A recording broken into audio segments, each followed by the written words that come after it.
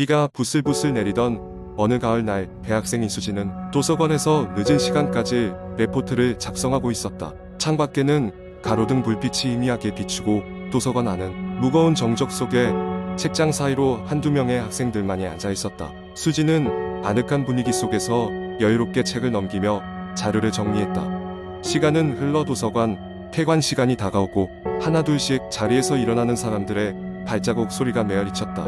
하지만 수지는 마감이 임박한 레포트 마무리에 집중하느라 시간을 잊고 있었다.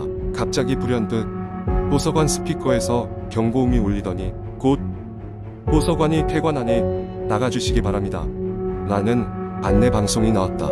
그제야 시계를 본 수지는 시간이 너무 많이 흘렀음을 깨닫고 급히 짐을 챙기기 시작했다. 그녀는 이어폰을 귀에서 빼내고 랩탑을 닫은 후 책가방에 이것저것 마구 쑤셔 넣은 뒤 자리에서 일어났다. 도서관을 나서려던 찰나 방금 전까지 자신이 넘기던 책을 원래 자리로 돌려놔야 한다는 것을 기억해냈다. 설익은 조명이 켜져 있는 책장 사이로 걸어가던 중 수지는 문득 등 뒤에서 기묘한 기척을 느꼈다. 처음에는 피곤해서 헛것을 본 것이라 생각했지만 왠지 모르게 목덜미가 쭈뼛쭈뼛 서는 느낌이 들었다. 그녀는 멈칫했다가 다시 걸음을 옮겼다. 그 순간 분명 그녀의 뒤에서 누군가 숨을 들이쉬는 소리가 났다. 겁에 질린 수지는 빠르게 돌아보았지만 그곳엔 아무도 없었다. 텅 빈 책장 사이에 홀로 서 있는 자신만이 있을 뿐이었다. 마음을 가다듬고 다시 걸음을 옮기려던 순간 이번에는 옆 책장에서 작은 책이 떨어지는 소리가 들렸다. 이 시간에 여기 다른 사람이 있을까? 라는 생각이 스치자 두려운 마음이 더욱 커졌다. 수지는 얼른 책을 제자리에 꽂고 도서관 출구를 향해 발걸음을 재촉했다. 홀 안에 불이 하나 둘 꺼지는 것을 느끼며 도서관을 빠져나갈 때 가슴이 미친 듯이 뛰고 있었다. 그리고 전면 유리문을 밀고 나가려던 순간 문이 잠겨 있다는 것을 알게 되었다. 그녀는 급히 돌아보았다. 도서관 안은 캄캄한 어둠 속에서 스산한 기운만이 감돌고 있었다. 그때 다시 한번 누군가의 숨결소리가 그녀의 바로 옆에서 느껴졌다. 이번엔 너무도 가까이 있었다. 그녀는 본능적으로 달렸고 돌연히 비상구가 눈에 들어왔다. 비상구를 향해 전속력으로 달려가 문을 박차고 나갔다. 여전히 불길한 감각은 가시지 않았다. 도서관 뒤편의 좁은 골목을 지나치던 순간 뭔가 이상한 생각이 들었다. 비상구는 긴급 상황에서만 열리는 문인데 어떻게 그녀는 그 문을 쉽게 열 수 있었던 걸까? 게다가 닫히기 전 순간 흔들림 없이 굳건하게 닫혔던 유리문에서 그 숨결이 퍼져나오는 것이었다. 다시 뒤를 돌아보려던 그녀는 불현듯 알 수 없는 공포에 몸이 굳었다. 그렇게 달려나온 거리 위에서 그녀는 등 뒤에 무언가를 상상조차 할 수 없었다. 다행히 도로에 나서자마자 잠시 정신을 차리고 희미한 가로등 불빛 아래에서 숨을 고를 수 있었다. 다행이다 라고 안도의 한숨을 내쉬려 했으나 그 순간 가로등 빛에 비친 그녀의 그림자 옆으로 다른 그림자가 비치는 것을 보았다.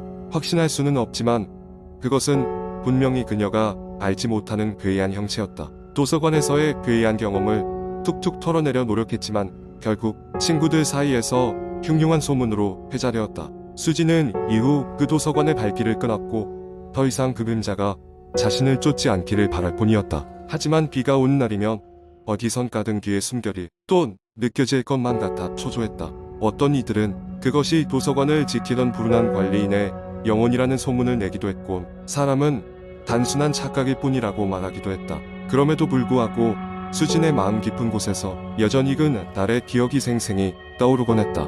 도서관의 책장 사이 숨가쁜 그 순간들이 언젠가 다시 그 도서관에 갈 용기를 내게 될지는 미지수였다. 두 번째 이야기. 나는 대학 시절부터 서울의 한 외곽 지역에 위치한 원룸에서 자취를 하고 있었다. 주변은 비교적 조용했고 그다지 사람의 왕래가 많은 곳은 아니었다. 내가 살고 있는 원룸 건물은 5층짜리로 비슷한 학생들이나 직장인들이 많이 거주하는 곳이었다. 여느 때와 다름없이 바쁜 하루를 마치고 밤 11시가 다 되어가던 시각이었다. 나는 피곤한 몸을 이끌고 침대에 누웠다. 거의 잠이 들락말락하는 순간 문득 똑똑하는 소리가 들려왔다. 정말 조용한 시각이었기에 그 소리는 더 크게 들린 것 같았다. 나는 흠칫 놀라서 흥미로움과 약간의 불안함을 안고 잠깐 귀를 기울였다. 혹시 잘못 들은 걸까 생각하며 다시 잠에 들려던 찰나 이번에는 더 확실하게 똑똑 소리가 2번 반복되었다. 문득 어두운 바깥 복도에서 누군가 내 문을 두드리고 있다는 느낌이 들었다. 심장이 조금씩 요동치기 시작했다.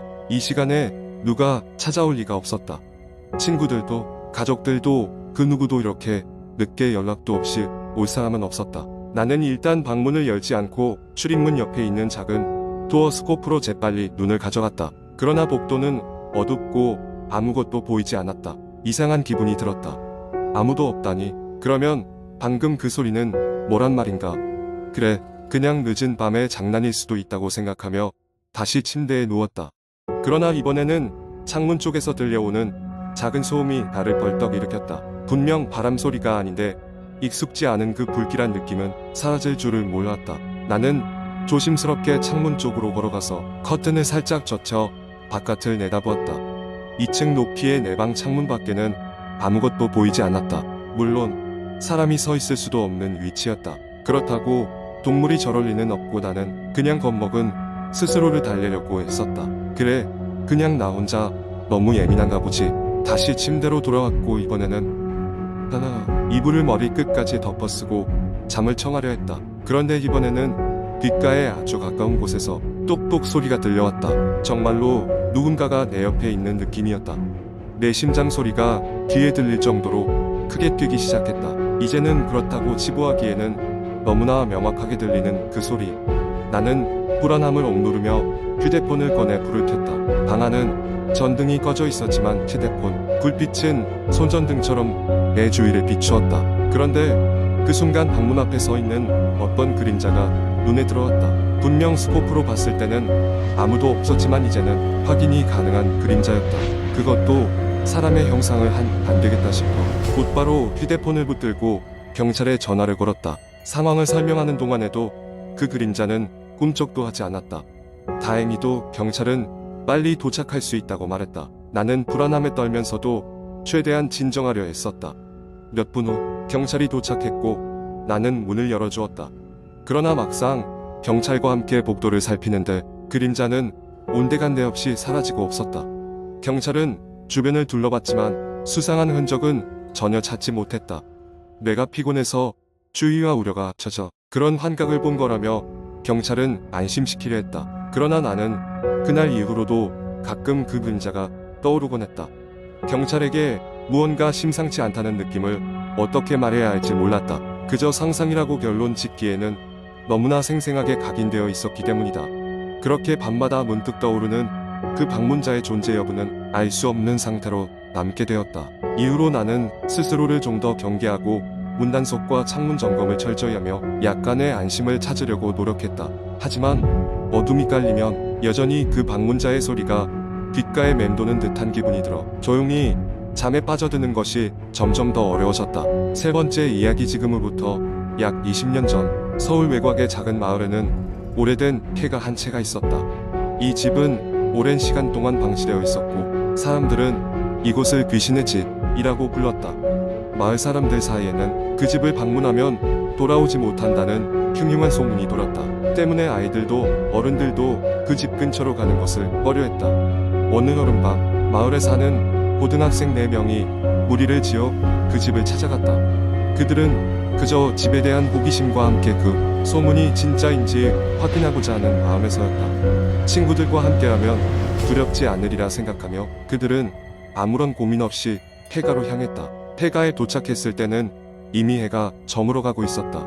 집 앞에 서서 바라보니 정말 낡고 오래되어 위태로워 보였지만 이상하게도 그들에게는 들어가는 속삭임이 들리는 듯했다. 그들은 조심스레 문을 열고 안으로 들어갔다. 집안은 생각보다 더 어두웠고 자신들의 발걸음 소리 외에는 아무것도 들리지 않았다. 그들은 손전등을 들고 조금씩 걸음을 내디뎠다. 거실 한가운데에는 낡은 소파와 테이블이 있었다. 그들은 손전등의 불빛으로 소파 위를 비추었다. 그 순간 먼지가 쌓인 소파 위에서 하얀 무언가가 살짝 움직이는 것을 보았다. 잘못 본 것일까 싶어 다시 불빛을 비추었지만 이번에는 소리가 들리기 시작했다. 여자의 그 느낌이었다. 그러나 소리가 나는 쪽엔 아무것도 없었다. 그때 갑자기 집 전체가 흔들리기 시작했다.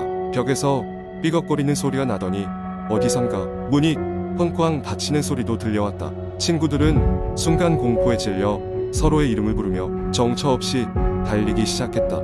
그러나 그들이 멈춰선 곳은 처음에 들어왔던 거실이었다.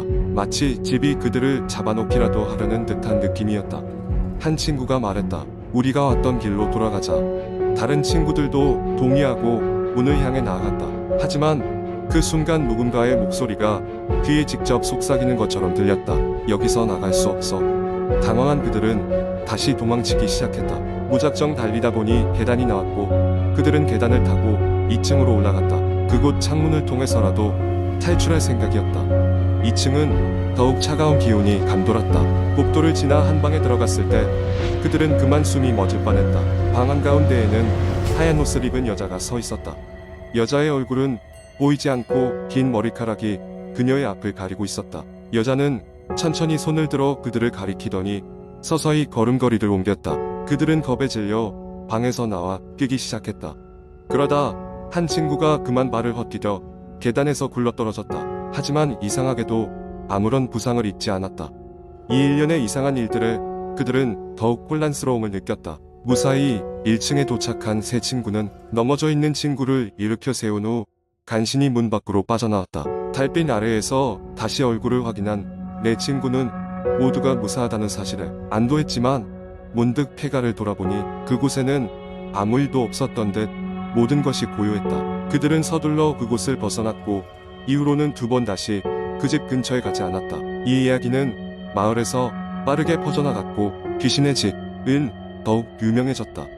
몇 년 뒤 그 폐가는 허물어지고 그 자리에 새로운 연립주택이 들어섰지만 아직도 그곳 주민들은 밤이 되면 이상한 소리가 들린다는 이야기를 남기곤 했다. 이렇게 그 귀신의 집은 세월이 흘러도 여전히 사람들이 잊지 못할 공포의 장소로 남아있었다. 지금도 그곳을 지나가는 사람들은 발걸음을 조심하며 그 집에 얽힌 이야기를 떠올리곤 한다고 한다.